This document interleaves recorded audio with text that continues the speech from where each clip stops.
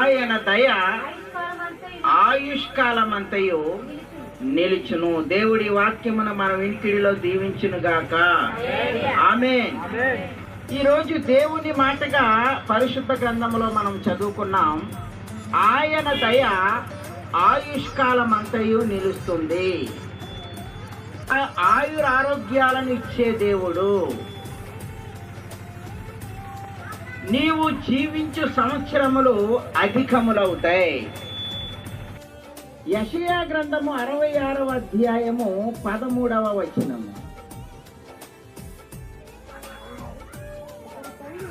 ఒకని తల్లి వానిని ఆదరించినట్లు నేను మిమ్మును ఆదరించెదను.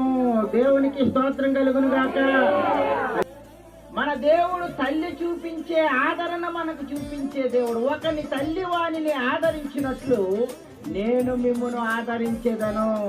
మీరు మన ప్రభువైన యేసుక్రీస్తు కృపను ఎరుగుదురు కదా. ఆయన ధనవంతుడై ఉండియు మీరు తన దారిద్ర్యము వలన ధనవంతులు కావాలనని మీ నిమిత్తము దరిద్రుడాయను. దేవునికి స్తోత్రం కలుగును గాక. హల్లెలూయా. మన ప్రభువైన యేసుక్రీస్తు కృపను మీరు ఎరుగుదురు కదా.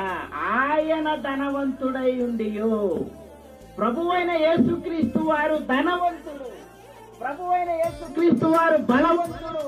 ప్రభువైన యేసుక్రీస్తు వారు సర్వశక్తిమంతుడు. ప్రభువైన యేసుక్రీస్తు వారు సృష్టికర్త.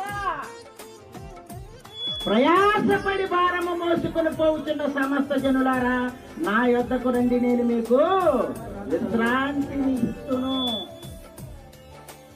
ఎవరైతే యేసును చేర్చుకుంటారో వారి బరువులన్నీ దిగి ప్రశాంతంగా ఉంటారు, శాంతంగా ఉంటారు.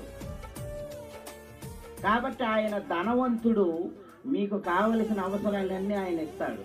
మీకు కావలసిన ఆహారము, మీకు కావలసిన ఆరోగ్యము, మీకు కావలసిన అవసరతలు ఇచ్చి మిమ్ములను మీ కుటుంబాలను ఆ దేవుడైన యేసయ్య మరి చల్లగా చూసి మిమ్మల్ని దీవించి ఆశీర్వదించునుగాక. ఆమేన్.